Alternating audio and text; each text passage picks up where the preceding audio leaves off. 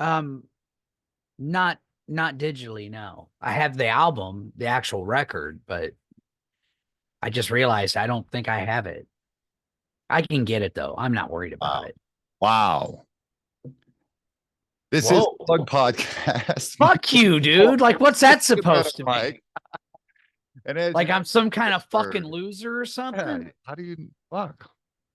You don't just jam out some American Pie every once in a while? I do, but I usually listen to it on my Amazon Music account or YouTube. Fuck, dude. I don't stream.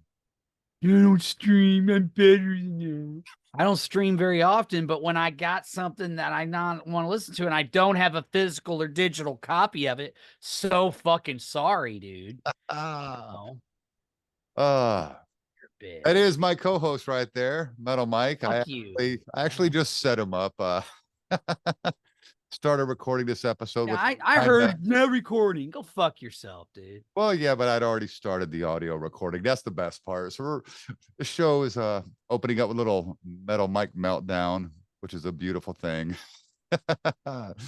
ah, Plug Podcast, Music and More. I am Bushy. That is Metal Mike. How are you doing, brother? I'm doing good, man. I'm doing good.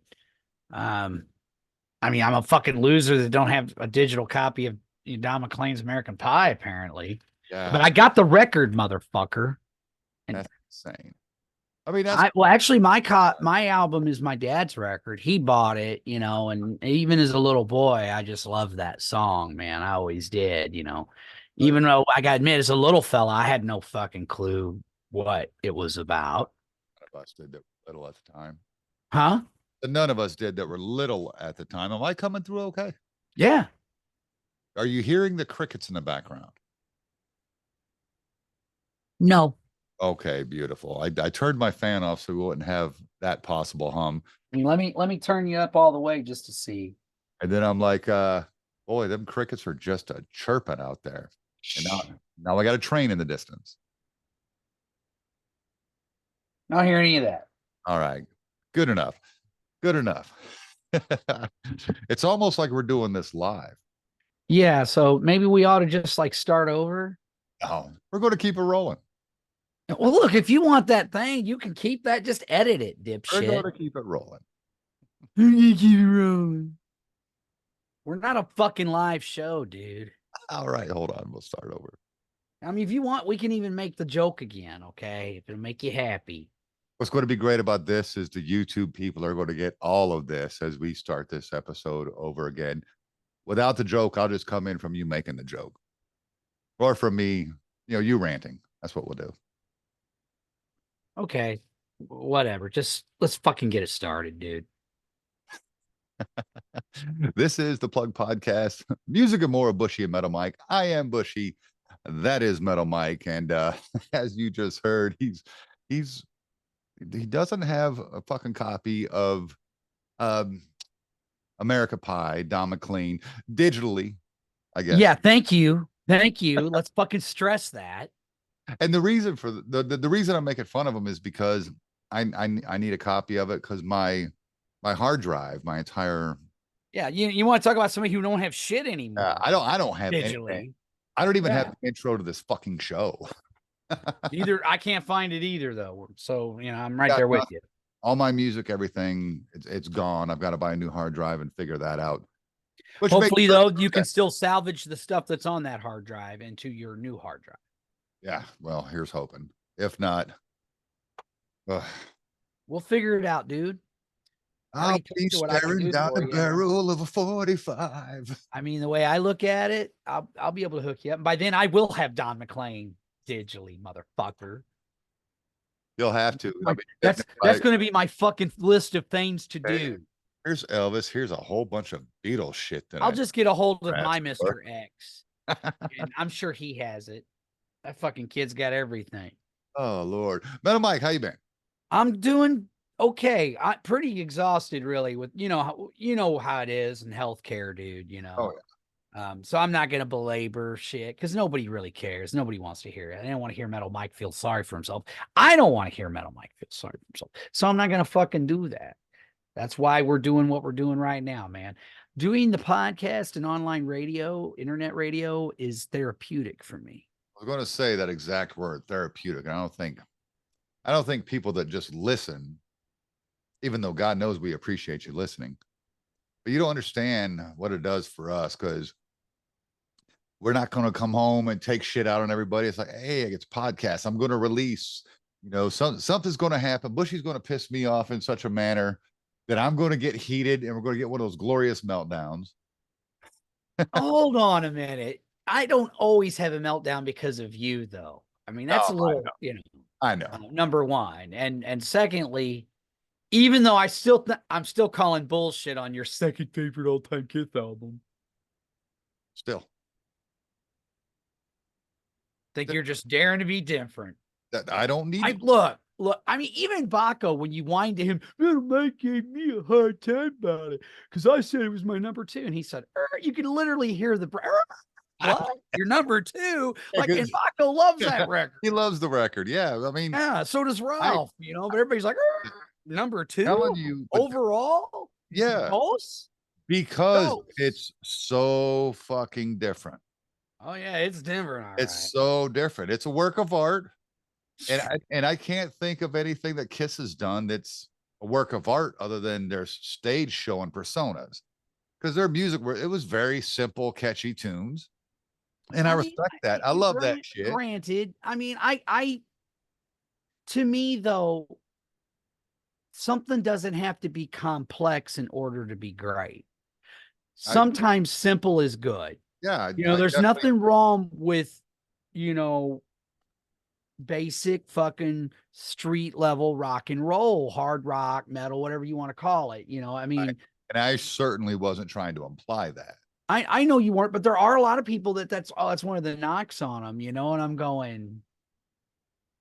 But then when I talk to actual musicians, they'll say, you know what? Some of that stuff's a little bit more complicated than you would think. Like one of the things they've mentioned before was Peter Criss's drumming. Yeah. Some of his drum patterns are kind of out there, man, that they're, because he kind of brought that jazzy swing style to it. But even Gene himself, when they did the reunion and they were rehearsing for the Unplugged, Gene was like, I noticed Peter's fills were really out there. And then when I listened to the record, I'm like, oh my God, he's doing it the way we did it back in the 70s. Yeah. Where, Eric Senior was doing his modern fills, which were different, and that's when Peter just said, hey, bro, I don't want to fuck your game up. So I'm just going to keep time, and sing. And, but you know why? Because Peter Criss is a class fucking act.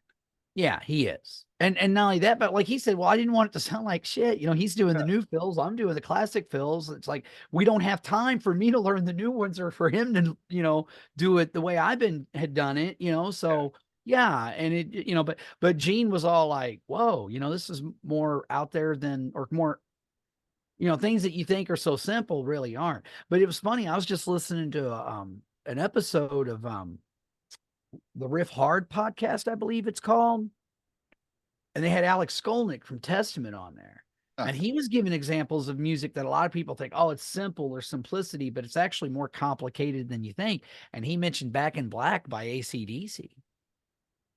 That there's more, like people, I remember Will Carroll, the drummer from Death Angel, saying, hey, man, if you think it's easy drumming to them old Bon Scott era AC/DC songs, it ain't, like, because he's just going and going and going, like everybody always thinks like you have to drum 1 billion miles an hour to be a great drummer. That's not the case, I mean, and I think most of your great drummers, they can, but they can also do other things. I mean, that's one thing that Phil said when he first auditioned for Pantera that blew him away. He goes, those 3 guys could literally play any fucking thing they wanted, any kind of music. It didn't matter. And they did it well. Like, But I've always been kind of a fan of those pocket drummers, so to speak. I recognize what a genius Neil Peart was. I recognize what a genius Jimmy the Rev Sullivan was, but they weren't always pocket drummers, if you know what I mean. Oh no. Ringo.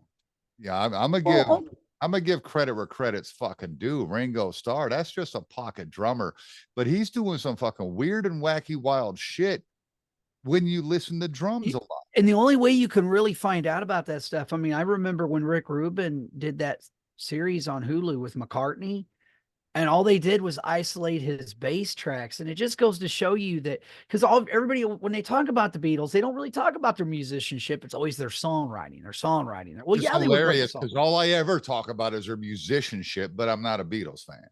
I know.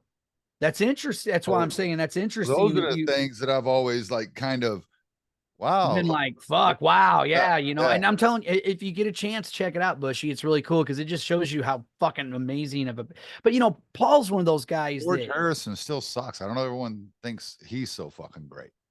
And he fuck, probably plays like one of my favorite songs, while my guitar gently weeps. shut your whore mouth. I'm not Leave poor gonna do it. George alone. Not gonna do it. Leave George alone. George is awesome. But Anywho, what I was gonna say though about don't get me going about John Lennon. I'll piss a bunch of people off. yeah. You Beatle hater. And look, man, I'm not one of those weird fucks that think that any member of the Beatles were saints, okay? Like they were flawed people, but there's people out there that are Bushy. They're fucking not just the Beatles. I mean, it's any band. We talk about it all the time. They're fanatics. They're like, you cannot say anything bad about anybody or like maybe what kind of person they were. And it's like, And fuck 20, you. 20 years ago? Well, hold on. I'm about to be 50. So 30 years ago, you couldn't have said anything negative about Kiss at all in my presence. That's just how Oh it yeah, was. you were kissed Yeah, hard. yeah, full on. See, You could have there's no way you could have told me that Unmasked was a bad album back then. I have learned. And and yeah, that's I'm a crazy night. well, Shut up. even Ian says though, but okay, here's a question I have for you. I know you love Kiss's Crazy Nights. Take your sentimental attachment out of the equation. Let's say you were to hear Crazy Nights like for the first time. Do Okay. you still think you would love it like you do? Be honest, man. Okay. So if I think about the poppy fun feel with lyrics that even today with all the country ass hillbilly people I'm around all the time, then they don't like rock and metal. Those lyrics still at almost 50 years old would speak to me. Um, no, no, no. Man, what a fucking banger, Killer Bruce fucking opener or guitar solo. Let's see. I still like My Way. It's the most impressive Paul Stanley vocal of his fucking career. I have said that before. As far as Yep. that album's concerned, Paul is man. Whatever else you want to say about the guy, and you know me, I am not a fan of that record, but I I know would you're not. never diminish his. I mean, dude, he is singing his fucking ass off on that album, man. Yeah, in My Way, I know that song rubs people the wrong way because he stays in the high register, but that's why I like it so much. Is he's in that high I register? mean, I think even I don't like the song really. I think it's silly, and the video's even more retarded. But man, some of the vocal gymnastics he's doing on that song, "Turn on the Night," I think is it called. Yeah, great. I mean, Uh, fuck, he's hitting some notes on that and motherfucker. and and as I objectively look at it as a guy that has no sentimental leanings towards this album, um, I can see the Kiss Joby thing when I listen to Turn on the Night. It's like, oh, okay, yeah, Oh, yeah. ugh. Still love it though. And yeah, Okay, that's fine. I mean, like I was just wondering because Ian said a while back that some of the stuff he loves, he's like, I'm not so sure though if I was to hear it now with fresh, like never I heard it, and then would I still like it or not? He said he wasn't sure, so I just wanted to get your, because I kind of see that, I see both sides because that's one thing that was really cool about that Alex Skolnick interview is how and he was talking about Testament and a lot of those thrash metal bands that how ahead of their time they were. right. Like, look, as much as you might love Crazy Nights, that album sounds dated as a motherfucker, dude. Oh, it's very of the time. Very, Thrash is not. you know, Striper. Maybe the production of some of those old thrash albums are dated, but the songs, the music, nope. eh, I mean, that's how I feel about it. Now, maybe I'm wrong, but that's what you were listening to, though. true. But I'm just saying, like, even now when I hear those old songs, and look how, I mean, let's be honest, Bushy. I think thrash is a hell of a lot more popular now than it was when a lot of them guys were doing it. Let's be real about it.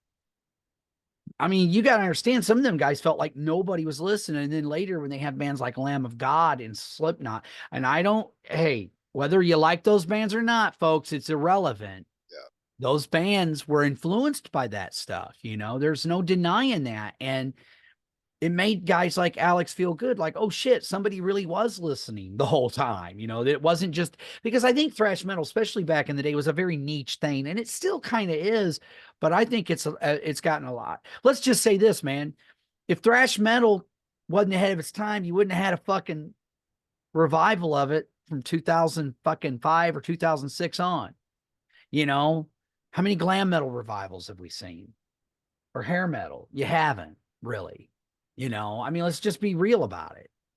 You haven't. I mean, even the newer bands, there's not very many of them. There's a lot of rock and roll bands out there that are playing music very much in that vein, in that style. I don't know, man. Colors just aren't as bright, but it's not the 80s anymore. It's a lot like Thank fucking Christ it's not the 80s anymore. maybe like Cinderella circa Long Cold Winter. Not so much, fucking night songs, but a little night songs, but not as bright. You know what I mean? So those bands are out there. But it's interesting. The whole reason we were talking about Don McLean's American Pie is because Metal Mike had a interesting proposition. We were talking either on the phone or on this thing when we recorded a couple episodes the other day.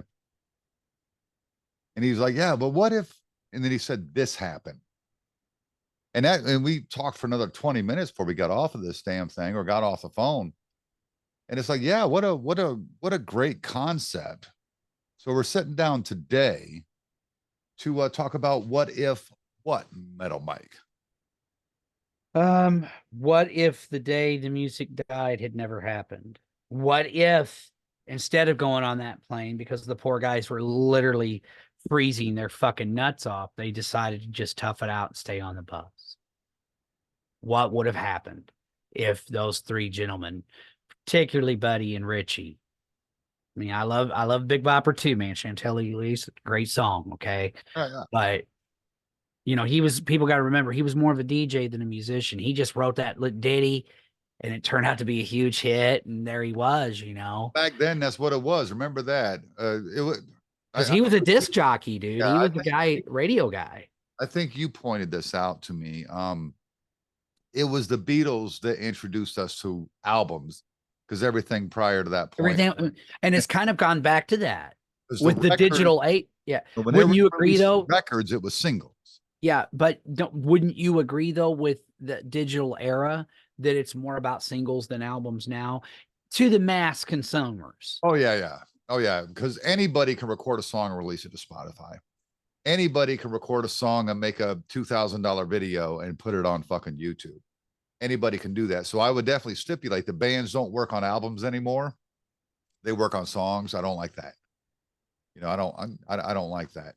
I mean, there's still like a lot of rock and metal bands that do albums, but yeah, as a whole, and I'm talking music as a whole, I don't think, I mean, let's just say this, the focus isn't on albums as much, because back in the day, an album, an LP, was basically just a bunch of singles collected. It was almost really a compilation is what they were.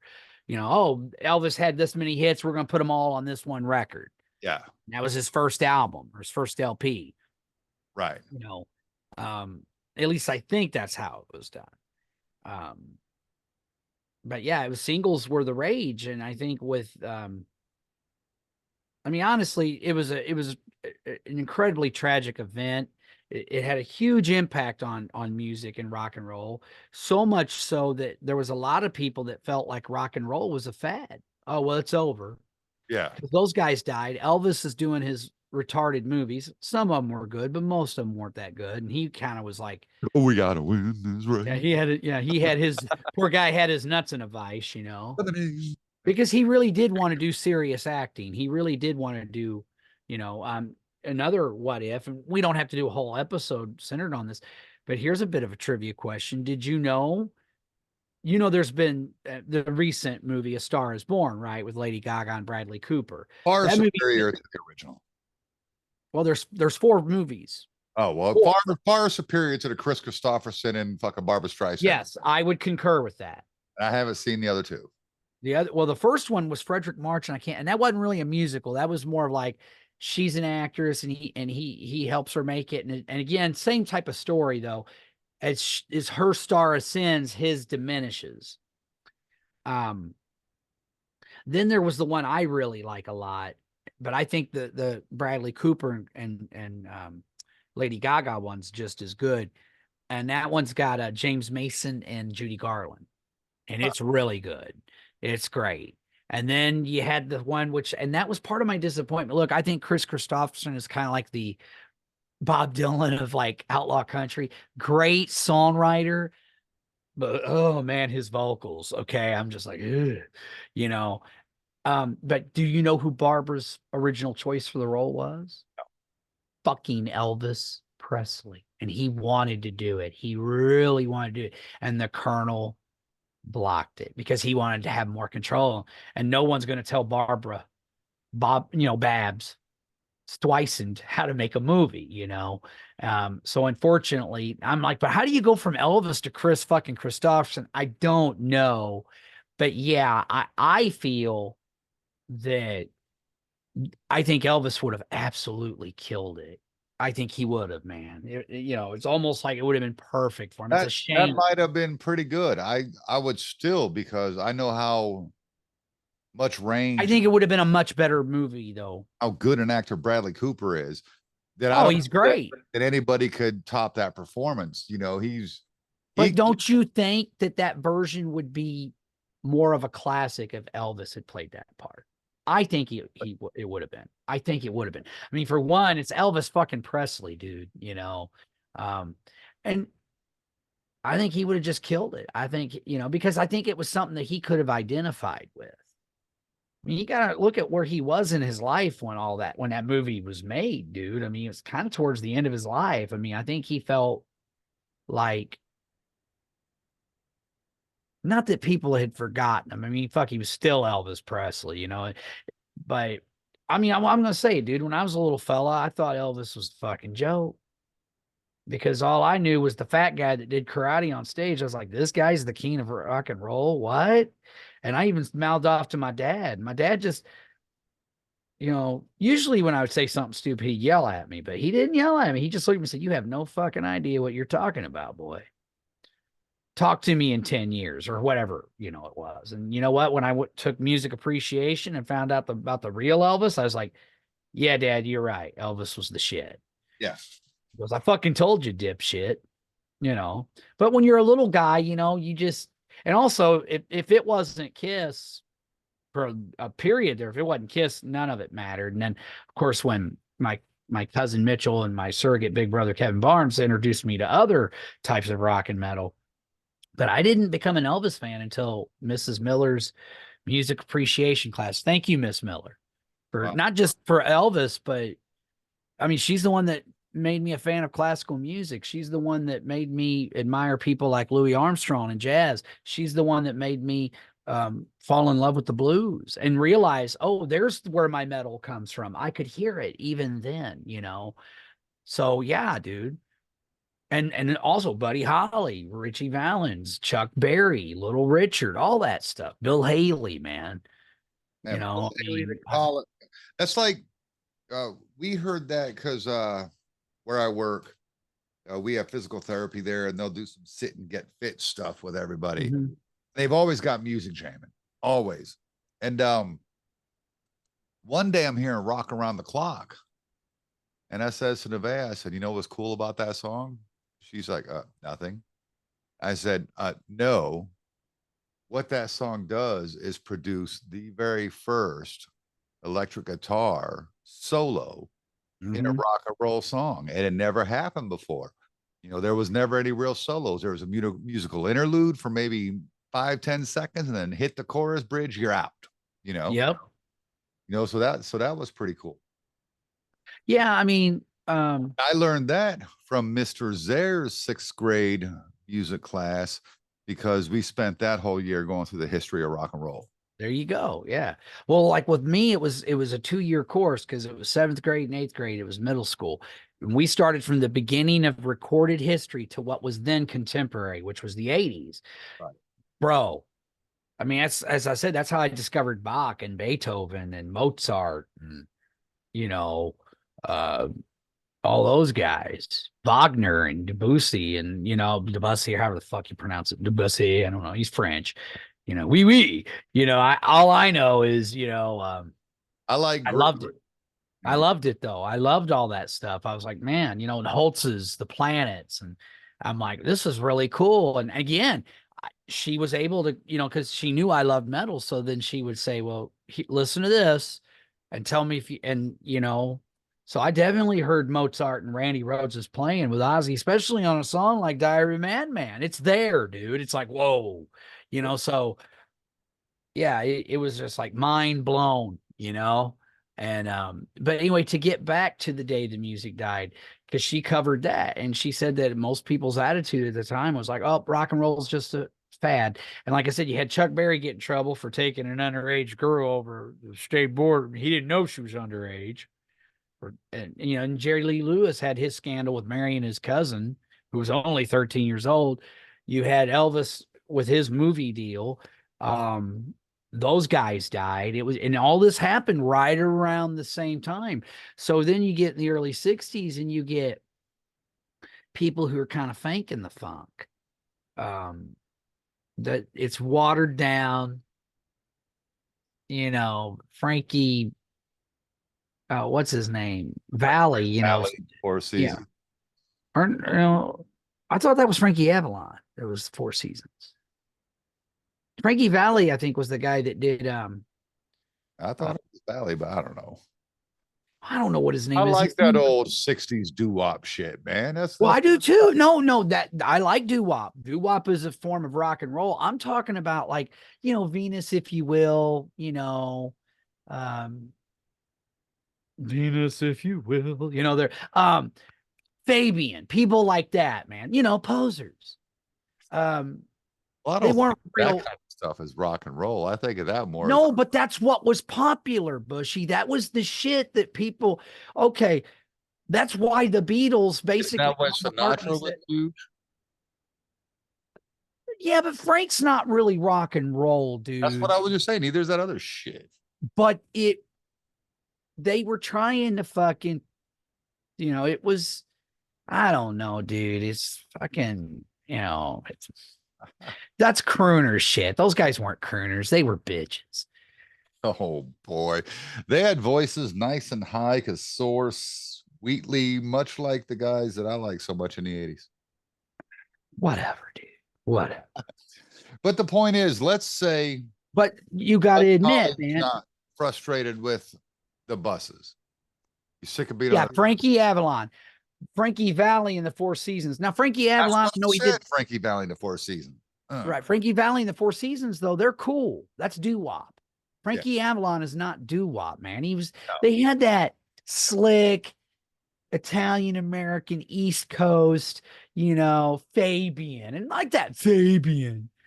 Good God. I just want to punch Nicolas Cage in the mouth so hard in that movie Peggy Sue Got Married, when he just obsesses. I'm like, dude, Fabian is a bitch.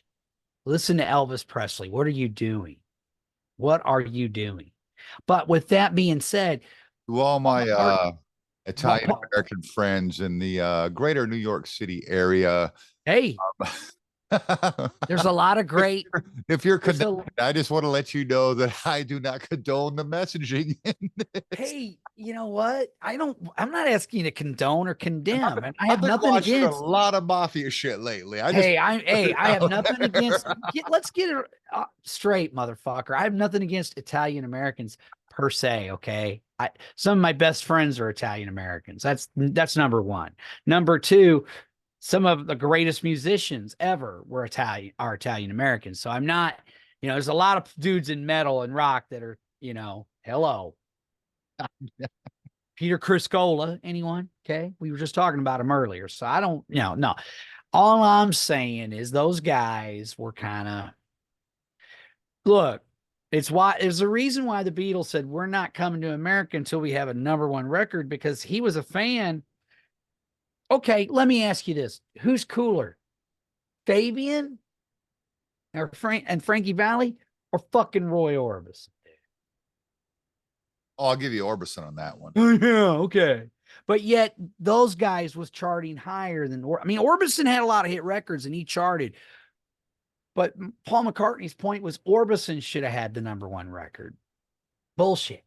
And he thought, you know what, we ain't coming until we get, because, they actually had put out a few singles that flopped at first. That's why the Beatles had like so many singles in the top 10, is because what happened is once I Want to Hold Your Hand blew up here in the States, then they re-released Please Please Me and all those other songs. And then that's when they had like, I don't know, 5 or 6 songs in the top 10 all at once. Nice. Okay. But the reason why Paul did that is because it bothered him. It bothered him. You got a guy like Roy Orbison who's putting out this great music, and yeah, people are buying it, and he had fans, but why is he not doing, like, why is a dude like that, those dudes outselling? Something does not compute, and Paul McCartney was right. Okay. All I'm trying to say is music kind of went through a transition, in rock and roll, real rock and roll kind of, a lot of people thought it was a fad, and it kind of almost was. And I've often wondered what would have happened if that doesn't happen. Because there's a reason why the song's called The Day the Music Died, Bushy. And by the way, if you guys get a chance, man, go check out Paramount Plus. I think it's on Showtime too, but Paramount owns CBS and Showtime. It's called literally The Day the Music Died. It's about the Don McLean song, but it's not just about the song. And they got interviews with Garth Brooks and so many other people. But it's also about what the song is about. They go into detail about the plane crash, and it's a very, very good movie, man. And it pulls at your heartstrings, because Richie's little sister shows up to talk to Don.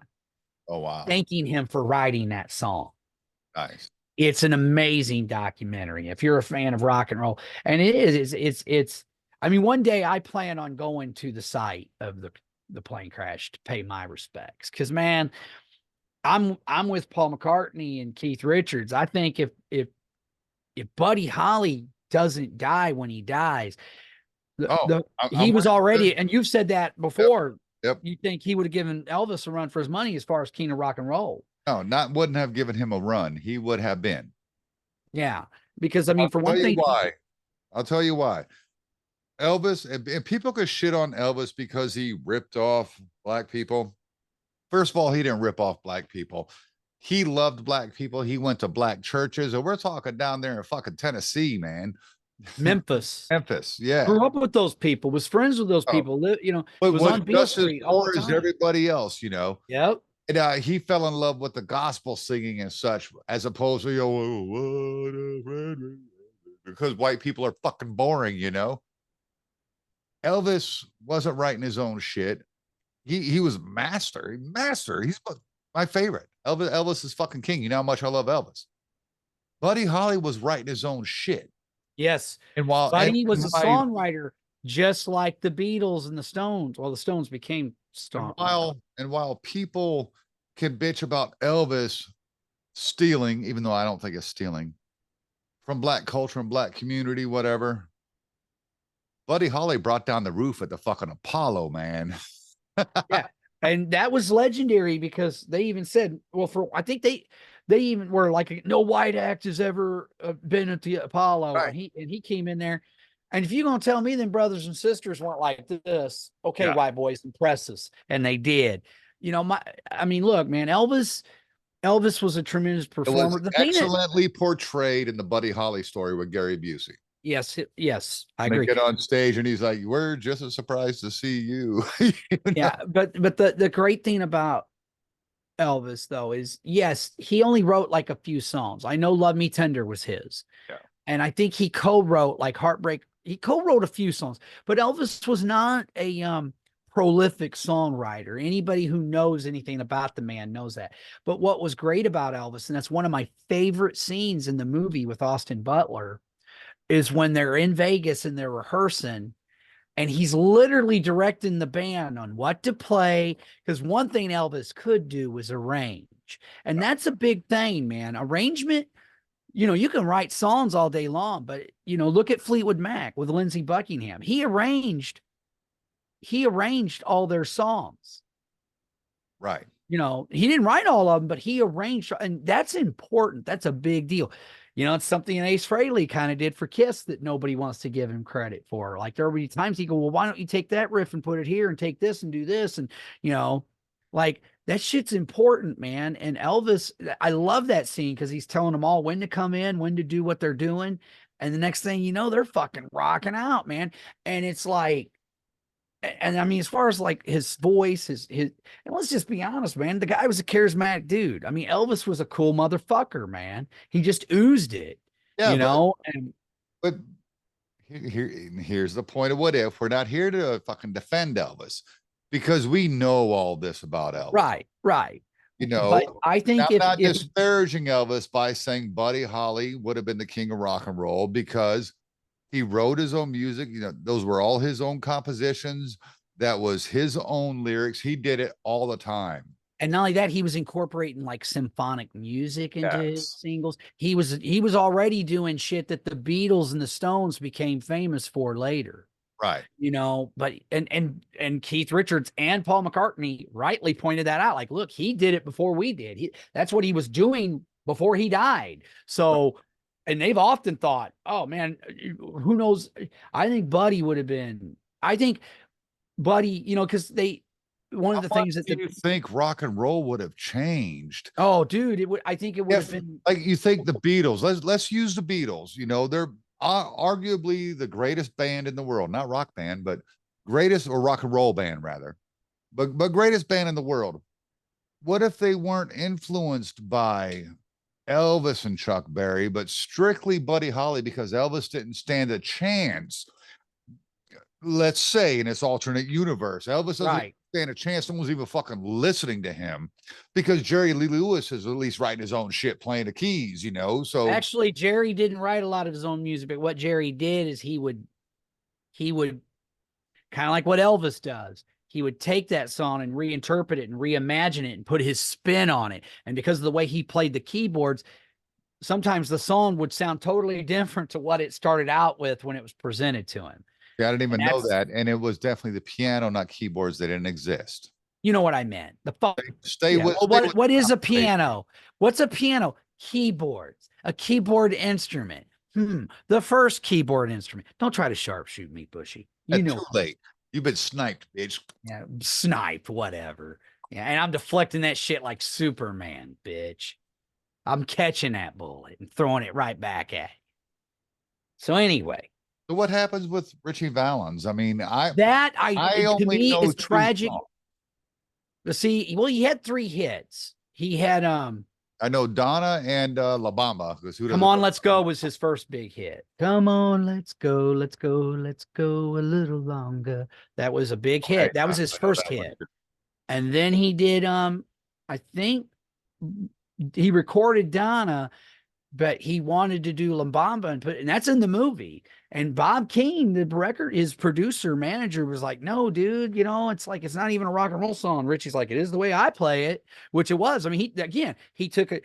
There's something that he did that Thin Lizzy would become famous for later with Whiskey in the Jar, taking a traditional song and putting his stamp on it. And I'm a big believer that Richie, I think, was just scratching the surface, Bushy, when you consider, my God, Bushy, he was only 17 years old, bro. Think about that for a minute. What were you doing when you were 17? I, on my 17th birthday, enlisted in the United States Army. And I'm not knocking you for that. I'm just saying, think about, you know what I was doing? No. Fucking getting high and partying and okay. I mean, I wasn't, I mean, 17 years old, dude, and he already had 3 hit singles. And people have to understand something. For Latino musicians, he was a big deal to them, man. He opened the door for those guys. He was Yeah. a pioneer at 17 years old. I think Richie would have went on to bigger and better things too. I am totally convinced because I've actually listened to some of his deep cuts. The guy was good. He was real good. Good guitar player, good songwriter, had good vocals. I mean, I think Richie was fucking phenomenal, and I definitely think he would have went on to bigger and better things. There's no doubt in my mind, you know. I think with Richie, without Richie, we don't have Selena, which is another tragic We story. don't get Carlos Santana. We don't I have know some people hate Santana because there's politics or whatever, but fuck it. I'm talking about musicianship and music. I could care less about that shit. You wouldn't have Santana. You wouldn't have any of that. have J Lo. You wouldn't have had Gloria Stefan and Miami Sound Machine. Yeah, I mean, he opened the door for all that. That's why he's to this day even still like um Los Lobos. They flat out said direct influence on me. I mean, they did the soundtrack to La Bamba for fuck's sake. And you know, they were like, man, you're talking about a Chicano, which that's what they called, you know, Mexican American men back then, who made it. He fucking made it. It's 17 years old. Like, to me, that just, not that there hasn't been other younger musicians or young musicians, but he died at 17. Like, talk about getting nipped in the fucking bud, man. As tragic as it was with Buddy, and well, all of them. I mean, you're talking about 3 guys that had a full life ahead of them. 2 of them had babies Yeah. or had pregnant wives. Unfortunately, Mrs. Holly lost her child, um, which interestingly enough, she was Latino. So you would have had a half Latino, half, you know, whatever Buddy's genealogy goes back to kid, you know, like, I mean, he might have ended up being a little bit of both, you know, hey, Uncle Richie, because, you know, Richie, they were friends, they were good friends. So it's, you know, it's just a tragic thing that, you know, that this whole thing, they couldn't get this fucking heater fixed and got to get them dates, got to get them dates, got to get them dates. Well, that was how it used to be, and that's what sucks about the internet now is these bands. And I'm not. Look, I am not. Let me make sure I'm looking right into the camera. I am not saying you new bands that are coming out and dropping singles on Spotify and YouTube aren't earning your dues because in today's world, that's the same without the without the extra struggle. Well, it's almost It's the I same as use another word fucking for it. Going viral. That seems to be the goal with yeah, these musicians. yeah. If you go viral, you get exposure. People know you. Then they're like, "Oh, let's do this and do that." And it's kind of like now there are some artists that are still doing albums. A lot of them, but a lot of those guys are like Trevor William Church from Haunt and Beastmaker. It's all DIY. They're doing it themselves. They even have their own studios and their own record company. They're doing everything themselves, man. But now, are they multimillionaires? No, but they're making a living doing their music and they're controlling their own content. So guess what? It can be done, folks. Trevor's done quite well for himself. He's That even just getting means buzz. he's figured out how to do it in the digital age, and he's got to be doing a little bit of touring too. He is. And the point I'm trying to make is you can make a YouTube video and it could be a catchy as fuck song.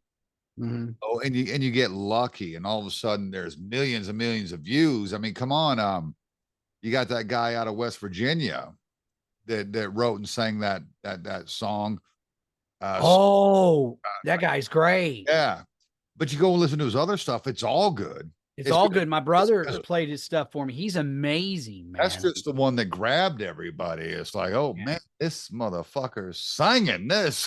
Right. And feeling it. You feel it. And you also identify with it because you're like, well, fuck, I'm a blue collar guy. Yeah. Like, I know some people might go, oh, well, nursing's white collar. It's, I'm going to say no, it ain't, motherfuckers, and it's very disrespectful for any of us that's because nurses work hard, CNAs work hard, and they break their fucking backs half the time doing what they do.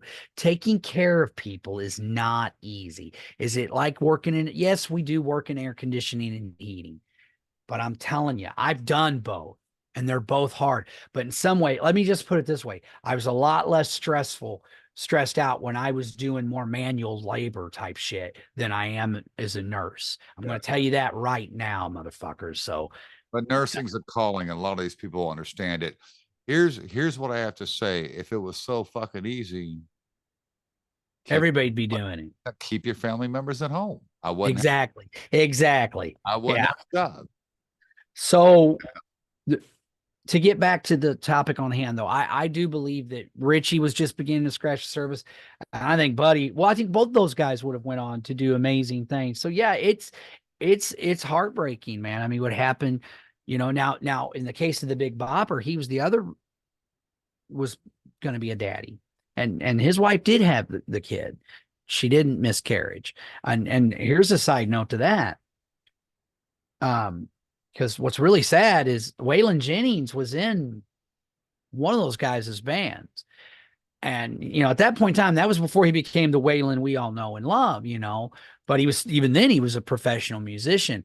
And because of the fact they were getting a plane and the bus, I forget who it was that said it to Waylon, but he goes, well, you know what, man, I hope your bus stalls in the winter. Oh yeah. Well, I hope your plane crashes, brother.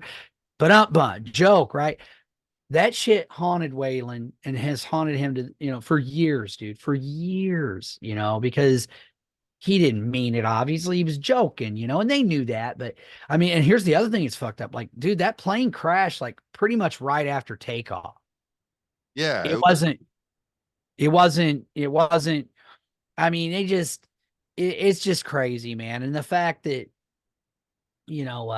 but one of the funny things about it was when Waylon did make it big, he said, one day I was asleep on my tour bus. And he goes, I have no idea how this kid got on, but there's this huge guy with long hair and beard, and he's just staring at me.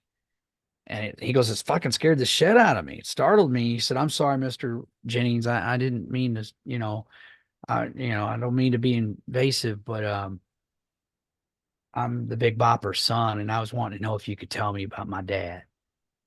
And he goes, sure, son. So they sat there and drank some beer, and oh, your dad was a good old boy. And he was this, because apparently the Big Bopper was very funny, kind of a life of the party kind of guy, which to me kind of comes across in that song. If you hear it, that yeah, song's a very fun, it's such a great fucking song, man. I got to give him credit. And the thing is he was supporting rock and roll before he even did that song. He was a disc jockey, man. And pretty famous one from what I understand. So again, I think he probably would have went back, maybe doing an occasional song here or there, but I think he would have been doing both. I think he would have continued being a disc jockey and doing a song here or there, probably a song. Because what did he have? He only had one or two, and we all remember the one.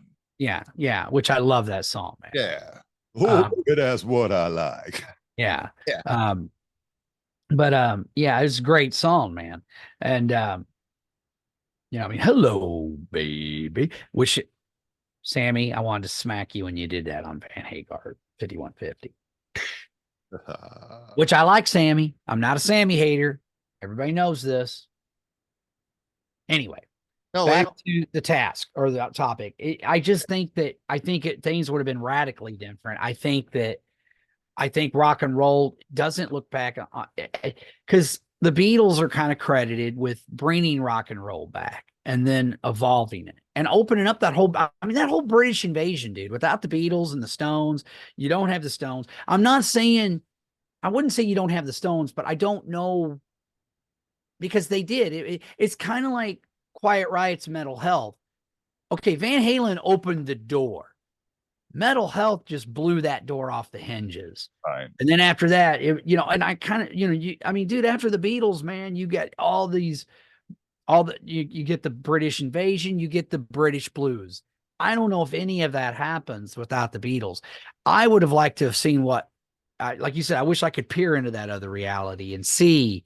All right. Well, do the Beatles become the Beatles as we know them today? Yeah, because dude, they're not getting, all the Elvis and everything else is coming across because Buddy Holly and Richie Valens have taken over, and we're getting more of that kind of influence in the rock and sound You know, you've got the Latino and rock and roll sound with Richie Valens, but you got, you know, the rock and roll mixed with the Tex-Mex thing, you know, because, you know, Buddy Holly's, you know, and from and and, and I Texas. don't think Elvis would have like necessarily went anywhere. I think he would, because one of the things that he said that it was funny because I guess it was the anniversary of his death. So, Decibel Geek Times episode, Decibel Geek episodes, the Decibel Geek Times, they talked about it. And Chris, I think it was Chris told a story where they were like, well, how were you able to, you've been able to last when a lot of your contemporaries either went away or they quit or whatever. And he just laughed and said, I take my vitamins. He was always, how Elvis was. The one thing I always thought was really cool about Elvis, he didn't take himself so seriously. And at the end of the day, man, like I heard it broke his heart when all that happened. Him and Buddy were buddies. They were friends, man. People seem to forget that, like those guys knew each other before they made it. They were doing local touring when they were still struggling to become Yeah, somebody. I'm sure they came across each other. Oh, all the time. There's a lot of I early don't know that they pictures of were them. friends. I think they had met each other a few times and knew Yeah. they were out there. They were friendly though, Yeah, yeah, yeah. And I just think that Uh-huh. it's, you know, because I love his voice so much, you know. But man, what if he had like Buddy Holly's God? What if Buddy Holly was like, you know what? This cat Elvis out of Memphis, man, he's a cool cat. Let's put a thing together because I'm still alive Who and knows? crash Because I into the think I field. think one of the things that Buddy would have gotten into was Buddy production. Holly's fucking sound songwriting with Elvis's singing and But production. another thing that Buddy was really getting involved with was production. He was being very involved in the recording. It was him that was calling the shots and saying, I want this orchestra and I want him to play it like this. And that's production. That's music production. Didn't put I Buddy think, Holly and yeah, Elvis together. I think, man, could you imagine an Elvis Presley album produced by Buddy Holly? Or better yet, Presley and Holly album. That would have been amazing. Would we even be talking about the Beatles right now? I still think so. Yeah, I do. But would they be? I mean, because like I said, they opened the door for all that. I mean, I don't know, Bushy. I mean, it's because how would the Beatles have evolved? I mean, obviously they even said a lot of that orchestral stuff was an influence on them, but so was what Elvis and Chuck Berry and those guys were doing too. So I think, and the thing about the Beatles and hell, even the Stones for that matter, they were like sponges. They just soaked everything up. Yeah. I mean, one of the interesting things I think Keith Richards said in this documentary I watched about him is he's like, he goes, I still love rock music, but it's gotten more on the rock and they don't have enough of the roll. Yeah. I'm like, you know what? He's kind of right, man. Like it's more about, I think that's why they ended up calling it just rock music for a while because they kind of, pushed the roll out of it, and, I definitely think, but Keith's actually for a guy who's like a burnout, people make fun of him. He says a lot of fucking astute things. Like one of the things he said was how the reggae music scene has never been the same since Bob Marley died. Like, and almost like when he died, yeah, there's still some reggae musicians, and yes, there's still some good music being, produced in that genre, but it ain't the same, man. I mean, you know, Marley was the voice of reggae. I mean, he was the fucking guy, dude. I mean, he is the king of reggae, period. Yeah. It's not even debatable. You know, um, just like I kind of feel like in a way, BB King is the king of the blues. Like he's a big, he's that important. And him and Elvis were good buddies. Oh, but anyway, I gotta say, look, I'm sorry, Robert Johnson fans. Those songs that Robert Johnson recorded are stone cold classics. oh sure. And it laid the foundation. And they've been covered by everybody else better ever since. Well, okay. BB King is so good. Yes. He stands for Blues Boy. Well, You fucking bow your head in reverence and understand hey, that everybody else did you ever hear that plays at album the that Eric ground. Clapton did with him? What do you call it? Riding with the King. Riding with the King. Yeah. Okay, there you go. Now look, and I don't think that's taking anything away from Robert fucking Johnson, man. Robert No, Johnson is a legend, okay? Just ama- like Leadbelly, just like Leadbelly. All right, those guys. Are you kidding me? But the thing that sucks about Robert is because of the limits of technology. Those recordings are very crude. I mean, they are because it was literally the birth of recorded music almost, like it's you're fucking Robert talking Johnson. I mean, come on. Robert Johnson, Jimmy Play, Rogers, man. basically I playing into a fucking horn while they're fucking spinning the vinyl, and brushing it again, off. you had the black artist doing what he was doing, but you also had that white artist who ended up dying of tuberculosis at a very young age.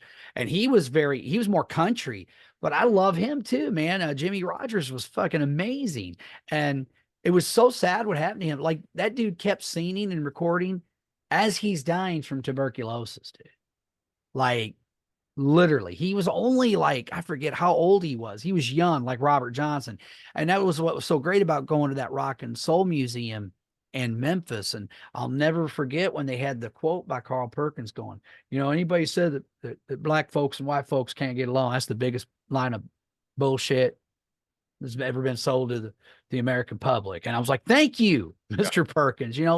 Yeah, it's bullshit. It's like, and I loved, man, that rock and soul museum was so fucking cool, dude. But I got to listen, because you would go through it and they would play the old Robert John and the Jimmy Rogers recordings and great songs. Like you said, what hurts it though, through no fault of their own. It is what it is. It was the technology of the time. And you cannot judge shit that was done. That's one thing that just grinds my gears is when I hear people try to judge movies, any form of art by today's standards. And Get that's the what fuck they out of all here, do. It's man. like, shut up. Because when that stuff came out, you know, that's how you heard it all the time. That's how Yes. everybody recorded. Yeah. It was the greatest thing ever. It's like people don't like Fats Domino's. Like, man, it's too muddy. It's too muddled. I don't like it. I'm like, man, what the fuck is wrong with you? Yeah. See, but I've always been a guy that usually can get past production. It's the songs that matter. Now, Yeah. don't get me wrong. If something's poorly produced, I'm like, okay, it doesn't sound that great, but god damn, that's a good song. Yeah. And then after a while, the funky production almost gives it charm. So I'm like, well, fuck it. Hotter than hell. Hotter than hell. But hey, there's a lot of bands, or I mean, let's be honest. I think that's why I think a lot of the bands I love, as great as their albums Or are, they're even better born again. live. Even And I born again guarantee is you, now. if you had got to see Robert Johnson live or Jimmy Rogers, you'd have been blown the fuck away, Oh man. yeah. You know, I'd go to either of them. well, of course, who wouldn't want to get in a time machine? But then that's what's messed up. Would you be tempted to change things? Would you be like, Oh, like Richie, buddy, don't get on that plane, whatever talk you them out do? of it. Yeah. But I then again, think I would. but I is it like, because there's different theories in time traveling, like again, we're nerd out, but fuck it. It's my podcast. I'll do what the fuck I want. Oh You yeah, have and I've been watching a lot of Star Talk. It's Neil deGrasse Tyson's fucking podcast. Check it out, man. You want to get your fucking geek on and laugh because he's always got different guests on him and yeah. comedians on. Neil deGrasse Tyson's Star Talk. Okay. Good shit. Check that out. But one of the things I was going to say is with that is that, would it be like, okay, you change time like when Marty accidentally left the or do you, well, you basically you would create an alternate timeline, kind of like the first Star Trek movie of the Kelvin timeline, as they Yeah, call it. Like public timeline. you Yeah. didn't change anything in the Prime universe, you didn't change anything in the universe. Like when that villain did what he did, he didn't change anything in the universe he was from. He just created an alternate Yeah. timeline, an alternate, and I mean, in my opinion, I don't know if it would change anything. Yeah, I don't know. But I mean, it's just one of those things. And like I said, we can go through the what if hole on a lot of different things, not just music, folks. We can do movies, we can do history, we can do a lot of different things, like, well, what if they went this way and that way? Kind of like what we were talking about before. And that was just TV shows. Like when I read that they had planned on killing Jesse Pinkman at the end of season 1 of Breaking Bad, I'm like, like that just melted my brain because I'm like, Now you just mess up a whole episode. We talked about that off camera. You suck. No, we didn't. We talked about it on there, didn't we? Yeah, we did.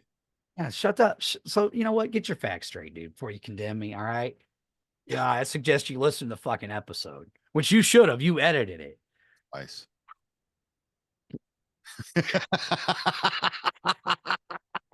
I love you, Bush. Anyway, man, what I was going to say though is we could do that. Like, what would have, I mean, what direction? I would, that is a question. See, it's that kind of shit that, because some of these people that get interviewed, man, they ask them the same fucking questions ad nauseum.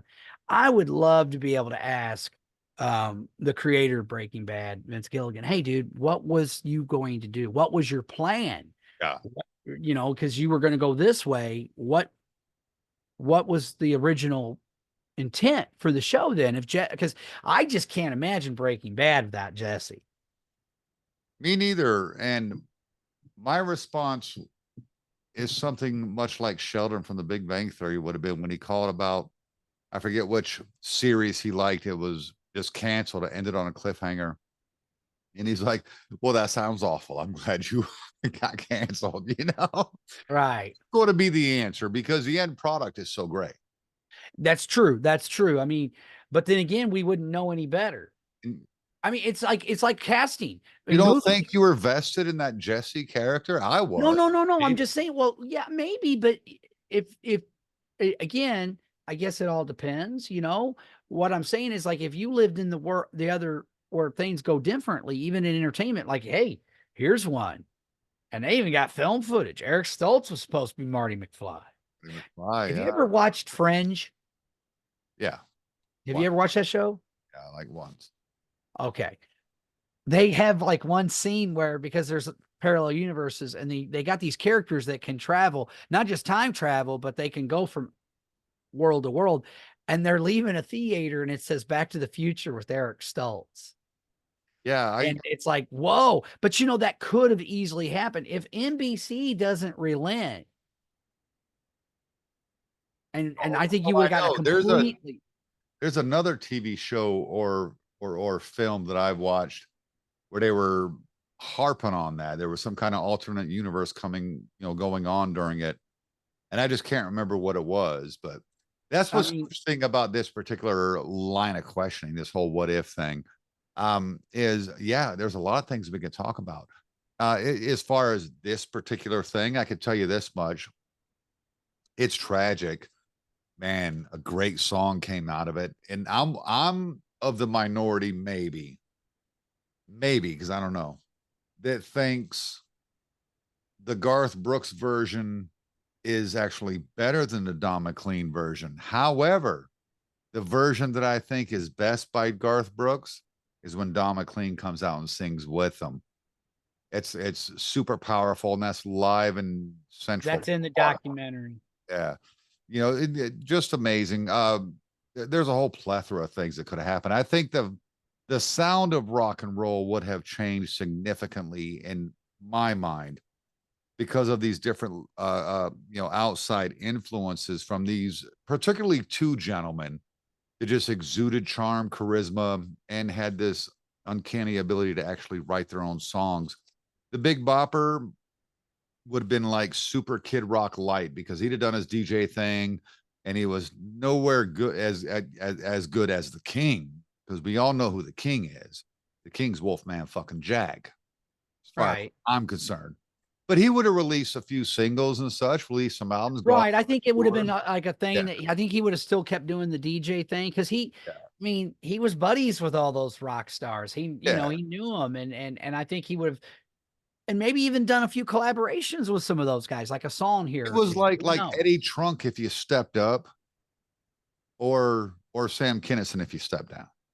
There you go. That's a good. I You know what I like that. mean? I like that. Yeah. Because and by the way, I love Eddie Trunk, but everyone seems to hate Eddie Trunk. Nobody hates Sam Kinison.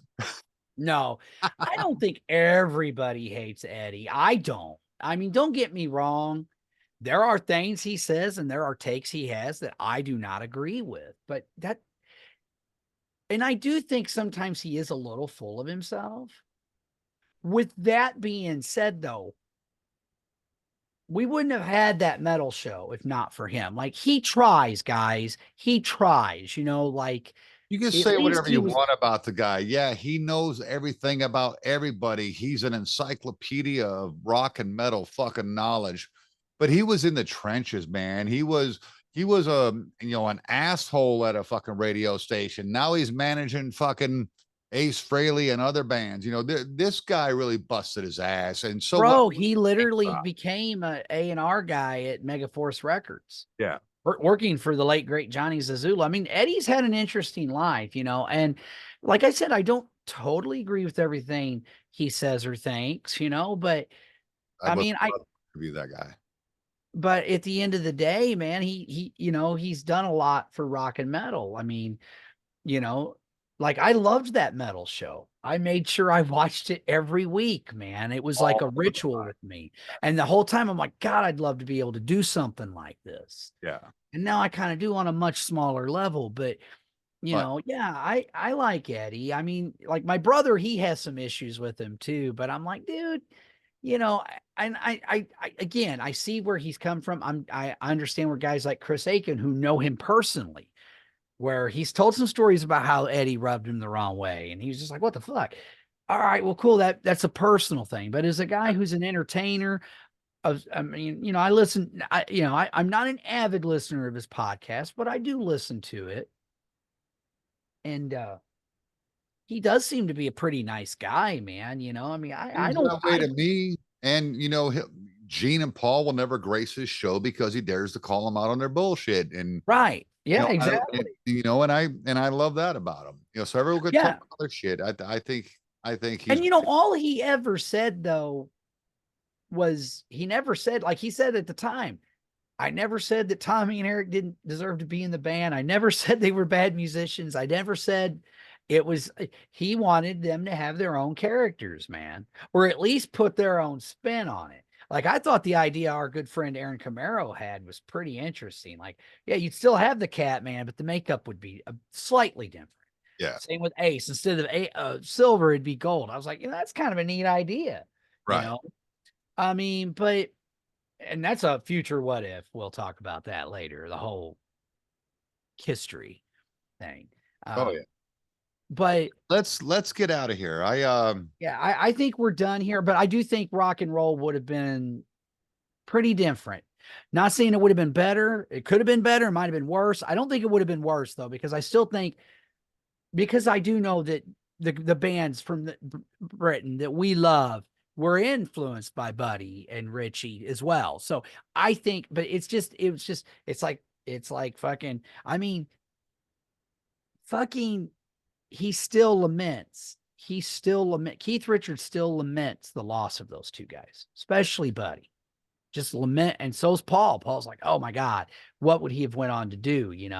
And unfortunately, that can be said for a lot of amazing musicians, and we'll go further down with these other ones. Yeah, we're going to do a lot of these what ifs because this. But what if they didn't get killed? What if they decide to ride that bus, man, and freeze their nuts off? Yeah, things could have been different. We may have never gotten the bubblegum era. No yummy, yummy, yummy. I got love in my tummy. Who knows? Yeah, that would have been a fucking that would have been a tragedy. Anyway, yeah, I mean, yeah, again, Oh, so good episode, bubblegum. artists that were faking the funk. That's one of them right there. Love it.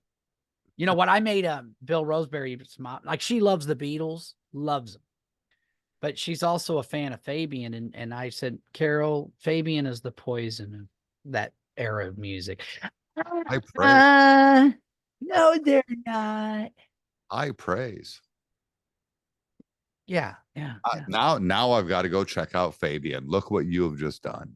Yeah, you're not. You know what? One thing I'll say about the guy though, before we sign off, I he, I don't know if you've ever. Are you a John Wayne fan? Have you ever watched any of his movies? I'm not a fan, and yes, I've seen a lot of his movies. I do like the Green Berets a lot. Yeah. Well, there's one he did that was kind of a comedy called North to Alaska, and Fabian's in that. And I got to admit, the kid was pretty funny. He was pretty good in that. One I haven't seen. I've Yeah, seen it's good. It's funny. Angel and the Bad Man, The Shootist, fucking the Cowboys. The Cowboys is great. I like The that. Searchers are awesome too. But yeah, no, because Clint Eastwood's way better. Cowboy, fucking. I love them both. You can do that. See, you're one of those either or motherfuckers, man. It's like, oh, you got to make a choice. No, I don't. I love them both, motherfucker. Well, all I have to say, because I can't act, I'm the same person every time. Yeah, okay, dude. Uh, let's get out of here, Metal Mike. Man, music would have been fucking crazy. I think it would have gotten crazier earlier. Could be a topic of Yeah, who knows how? conversation. Hey, if that one event don't happen, we might even have gotten heavy metal sooner than we did.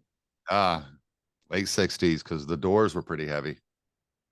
Yeah, and there was a lot of all those rock bands, Yeah, Alice Cooper, Iggy and the Stooges, the MC5. All of those are definitely pre-metal and definitely an influence on metal. And absolutely. that's what we're here in the States. I'm not even talking about some of the heavier bands like Cream. Huge influence on Black Sabbath. Yeah, absolutely.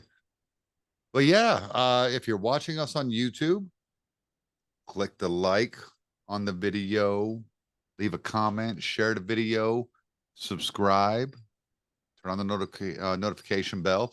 If you're listening on Podbean, share the fuck out of the episode. Leave a comment. If you listen on iTunes, leave us a 5-star review and a comment. That would be great. We haven't had one of those in like forever. Well, that's because we're pathetically subjective. I know it. Nick the Dink. Thank you so But much. I do want to add one thing, though. I just want to say, because usually we do what we call the plug of the week. That's my plug of the week is what I talked about earlier. Watch that documentary, The Day the Music Dies. It's fucking amazing, especially if you're a fan of those guys.